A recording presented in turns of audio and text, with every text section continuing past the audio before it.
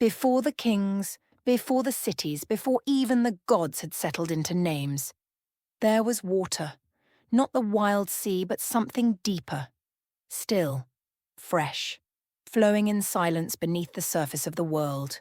The Sumerians called it the Abzu, the sweet water, deep, the unseen reservoir of life beneath the baked earth of southern Mesopotamia. And in that place, not sky, not soil, a god began to stir. He didn't shout, he didn't strike, he moved like water moves, around, beneath, through. Not with force, but with presence, quiet, nourishing, inevitable. His name was Enki. In the beginning the world was shapeless, scattered, raw. Marshes met desert, sky pressed down on land. The gods themselves were still uncertain. But Enki, he was already listening, already feeling the pressure of things that needed shape. He was not the ruler of the skies, not the bringer of storms.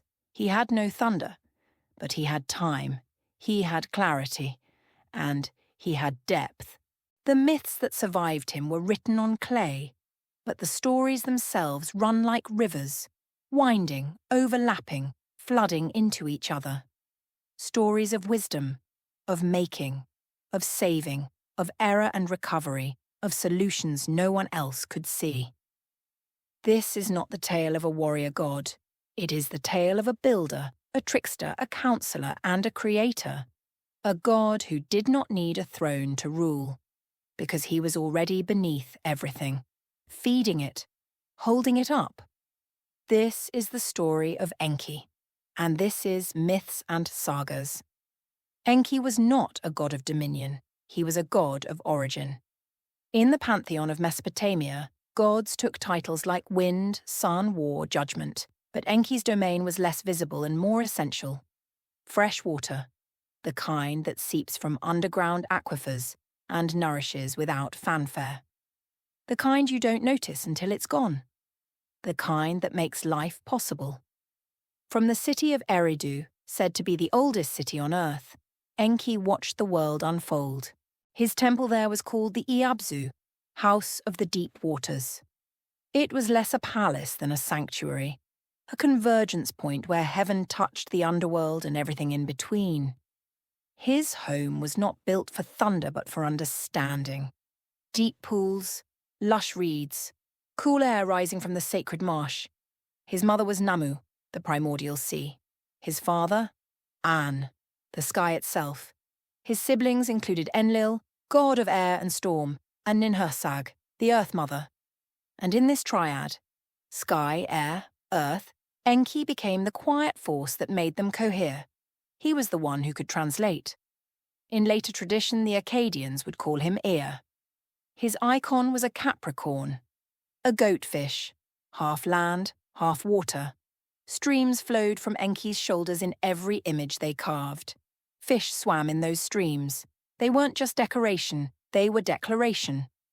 This god made things live. But more than water, Enki ruled what water symbolizes: wisdom, adaptability, mystery. He was the god of magic and healing, of craft and knowledge, of solutions, of plans, B, C, and D. When the world had a problem, the gods turned to Enki, not because he commanded armies, but because he understood systems, how things connected, what caused what, and more importantly, how to untangle knots without cutting them. He was never the loudest in the room. He didn't need to be. He was the one who listened until he heard what no one else did. The silence beneath the noise, the movement beneath the stillness, that was his power, and that is where this story truly begins.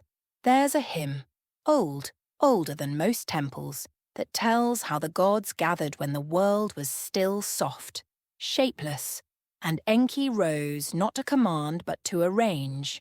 This is the tale told in Enki and the world order. It doesn't begin with conquest, it begins with listening, with walking the land and seeing where things want to go. Enki moves across the raw, unformed earth like a careful gardener with a divine blueprint, and everywhere he walks, structure follows. He sets the riverbeds in place, he traces coastlines with his fingers, he assigns marsh to the heron, field to the farmer, mountain to the gods who crave silence. He doesn't just name them, he empowers them. It is Enki who hands Inanna the gifts of battle and desire, who tells Nanshe how to judge disputes, who gives Nisaba the reed stylus and says, "Right." He doesn't hoard power. He distributes it, wisely, intentionally, so each part of the cosmos can hold its own weight. Even cities, which hadn't yet risen from the mud, he names, and by naming them, makes them inevitable. Uruk, Nippur, Eridu. Their walls hadn't been built yet, but Enki had already placed their spirits. This wasn't dominance, it was curation, a divine act of editing. The wild world had energy, but Enki gave it flow. He was the one who knew that power, on its own, is just noise, that without order, even the gods are chaotic, and so he ordered them, not by command, but by invitation. Because creation isn't about imposing shape. It's about finding what shape wants to emerge. And letting it. That's what Enki did. And that's why everything we call civilization, language, ritual, architecture, even law, bears the trace of his hand.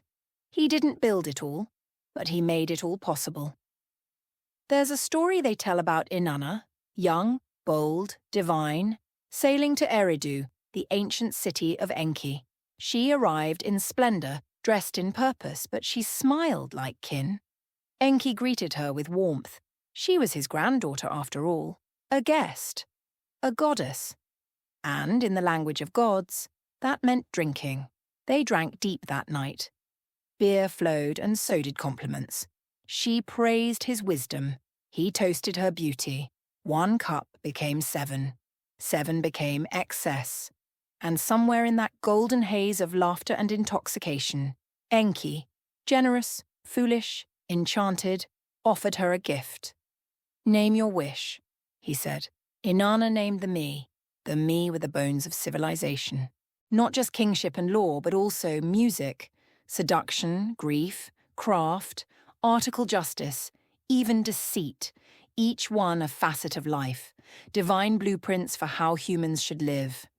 Enki had gathered them over ages, guarded them, preserved them, but now, drunk on affection and pride, he gave them all to her, and she took them. By the time Enki sobered, Inanna was already sailing back to Uruk with the me stored in her boat of heaven. Panic rose. He had given away the essence of ordered life. And he sent creatures, sea beasts, guardians, shadow things, to stop her. But she was ready. Each monster was met and turned aside. Her vizier, Ninshabu, stood firm at her side, and Inanna, radiant and resolute, returned to Uruk in triumph. Enki could have reclaimed what was his. But he didn't. Instead, he sent his blessing, because Enki wasn't a god who clung to control. He saw what she would make with what she took, and he understood. Some gifts are meant to be stolen. Some power must move forward. Inanna wasn't his rival, she was his heir, and the world, ever-changing, needed her now. The gods were tired. That's how the story begins, not with glory or purpose, but with fatigue. The younger gods, tasked with maintaining the raw mechanics of the cosmos, digging riverbeds, raising the heavens, hauling the weight of creation, finally refused. They downed their tools. They rioted. And in the silence that followed, a decision was made. They would make a substitute. Something new. Something lesser. Something mortal. Humans. The texts differ on the details, as they always do. In one version, it is Enki who proposes the solution. In another, he simply agrees.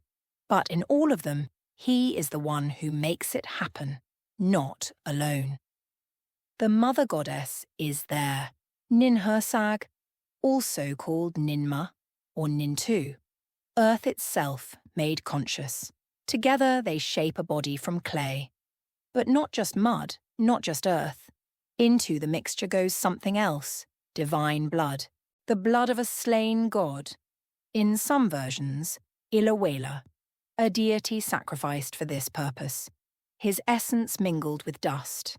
It's a grim beginning. life born from death, consciousness stirred from sacrifice. But that's the truth of it. We weren't made of light. We were made of cost. When the clay figures are formed, Enki breathes into them, not with fanfare but with precision. They wake, they move, they speak, and the gods watching step back. It worked. The humans are not divine, but they are capable. They learn quickly. They take up the labor the gods abandoned, farming, building, bearing the weight of ritual, and for a while it's enough. But mortals do what mortals do. They multiply, they grieve, they sing, they clash, they expand, they become louder, and so begins a cycle. The gods grow irritated. Enlil especially sees only the mess, the noise, the audacity, and he sends plagues, droughts, stillbirths. But every time Enki interferes, not by decree, by suggestion, he sends dreams, hints, cures, instructions whispered in reed huts, because these were his creatures too, not pets, not toys, creations. He shaped them from the mud of the Abzu and the blood of heaven, and he could not bear to watch them die without cause. Eventually Enlil escalates. The flood comes. But that's a different chapter. What matters here is the seed of it all, that when the gods needed workers, Enki gave them people, that when the gods saw only noise, Enki saw life, and that when the gods stepped back, Enki stayed close, because creation, once begun, creates responsibility.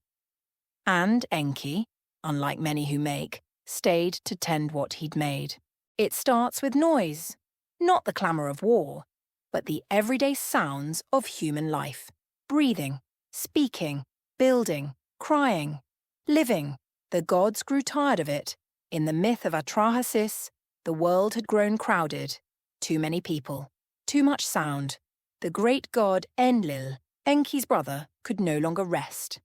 And so he declared a solution, an end. First came plague, then drought, then famine, each sent to silence humanity, to cull them down. And each time Enki intervened, quietly, cleverly, whispering prayers, dreams, instructions. Appease this god, offer this ritual, dig here, wait there. And each time, the humans survived. So the gods escalated. They swore an oath.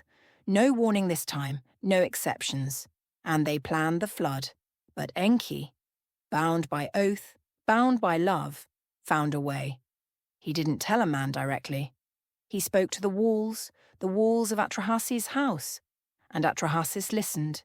He built a boat. Not out of rebellion, but preparation. He gathered animals, closed the door, and waited. The flood came. It lasted 7 days, 7 nights.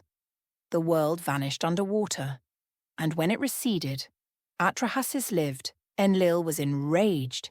Humanity had survived, but Enki didn't apologize. He offered a compromise. Let death remain, let life be hard, let not all be fertile. But do not erase what has already become sacred. And the gods agreed. The flood passed. The world changed. But Enki's whisper endured. He saved not just a man, he saved the idea that life, even flawed and loud and mortal, was worth protecting. Not every god would have made that choice, but Enki did, because he understood what noise really was. Proof that the world is alive. There was a place where death had not yet arrived. No old age, no sickness, no decay. A land without shadow, where lions lay still and women gave birth without pain. The Sumerians called it Dilmun, not paradise exactly, but something untouched, pure, bright. But even paradise has a problem. Dilmun had no water, no rivers, no springs. The fields did not grow, the palms did not fruit. It was clean, yes, but barren, a garden without breath. So the goddess of that land, sometimes called Ninsikil, sometimes a form of Ninhursag herself, lifted her voice. And Enki, deep in the Abzu, heard her. He responded not with lightning but with irrigation. He called the sun god Utu, asked him to pierce the earth to draw the deep waters up, and when he did, The springs flowed. Life followed. With water came greenness. With greenness, desire. And with desire, the story begins again. Ninhursag came to Enki. Or perhaps he came to her. In Dilmun, where everything was fertile, they lay together. She conceived a daughter, Ninsar, Lady Greenery. And then she left. Enki, alone again, found Ninsar grown, young, beautiful, unnamed to him. He took her. She bore another daughter, Ninkura, Lady of Fruit. And again, Ninhursag was gone. Enki met Ninkura. And again he forgot what had come before, or chose not to see it. He desired, and he acted. She bore a third daughter, Utu, the weaver, sharp, clever, unwilling to follow the same pattern. This time Utu resisted. She sought out Ninhursag, told her what Enki had done. Not once, not twice, but 3 times. And Ninhursag, Earth Mother, did not forgive. She took Enki's seed, in some versions from Utu's body, in others from the ground itself, and planted it. From that planting came 8 strange plants, never seen before. Enki, drawn by their scent, wanted them. He asked his vizier, Isimud, to gather them. One by one he tasted, consumed, and fell ill. His body swelled, his jaw locked, his ribs ached, his sides, mouth, limbs, all seized by the burden of what he had taken in. He had eaten the fruit of his own making, swallowed what he could not digest. None of the gods could help him. They stood back. Even Isimud, loyal, clever, could only watch. It was Ninhursag who returned. And it was Ninhursag who healed, not with medicine, but with birth. For each part of Enki that ached, she brought forth a deity. From his jaw, Abu; from his mouth, Ninkasi, goddess of beer; from his side, Ninti, lady of the rib, or lady of life. In Sumerian, the word is the same. 8 parts, 8 gods. Healing through generation, restoration through naming, and Enki lived. He did not fight for his life. He received it. Through pain, through others, through the feminine. This myth is not clean. It's not a cautionary tale, not exactly. It's not about punishment or justice. It's about limits. Even for gods, appetite can overreach. Even the wise can forget. But there is something holy in the undoing.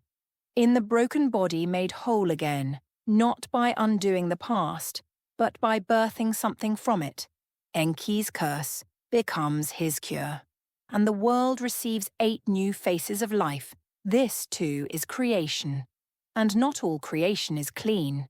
Enki was never a king among the gods. But his name opened prayers. In temple after temple, across Sumer, Akkad, Babylon, before the rite could begin, before the offering could burn, his name was invoked. Ea, Lord of the Deep, Lord of Knowing, hear us. He was the patron of incantations, of purification rites, of the whispered arts. In the dark hours before dawn, priests would pour out holy water and call it ease water, not as metaphor, but as invocation, to cleanse, to heal, to begin again. His temple at Eridu, the Iabzu, was rebuilt over and over across centuries, a holy site long after other cities fell.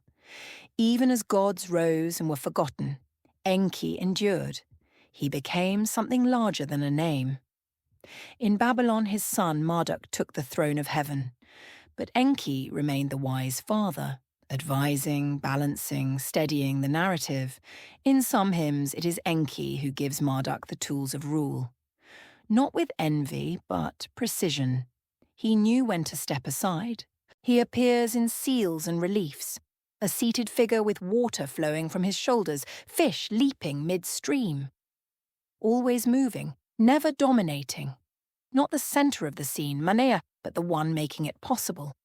Even the stars held his sign. The goatfish, Capricornus, traces back to him, a creature born of the highlands and the sea. A symbol not of contradiction, but of convergence. And there were stories much later of a fishman, Oans, rising from the sea to teach humans how to write, to plant, to govern. The Greeks called him strange. The Babylonians called him old truth.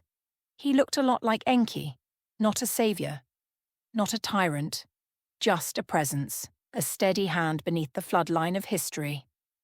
Enki was not the god of victory. He wasn't the one you called to win the war, to smite your enemies, to raise a ziggurat in your name. He was the one you called when something broke. A body, a treaty, a world. When there was no clear path. When silence had settled over the problem and no one else knew where to begin. He didn't lead by force, he didn't need to. He understood something older than power, that the things that last are not shouted into being, but shaped, slowly, intentionally, with care. He didn't make himself the center. He made himself useful, not passive, but precise.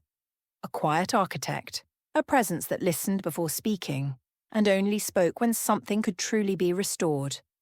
In a pantheon full of noise and flame, Enki was water. He flowed through the cracks. He carried life in his current. He softened what others made rigid. And that is why he mattered. Why he still does. Because we don't live in a world built only by warriors and kings. We live in systems, stories, cities, things that require tending, understanding, adjustment, repair. We live in a world full of knots, and Enki reminds us, knots are not meant to be cut, they're meant to be unwoven. He didn't save the world with thunder. He saved it with a whisper to a wall, a blueprint for a garden, a compromise between gods, a flood undone not by might, but by mercy. This was Enki, not a god of spectacle, a god of solutions. And that is a kind of power we rarely notice, until everything depends on it. You've been watching Myths and Sagas. If this story moved you, stay with us. This channel is just beginning. And your presence here matters more than you know. Every like, every comment, every new subscriber helps us bring these ancient voices to life again, with the depth and dignity they deserve. So if you want more myths told with meaning, more sagas that actually stay with you, this is the place.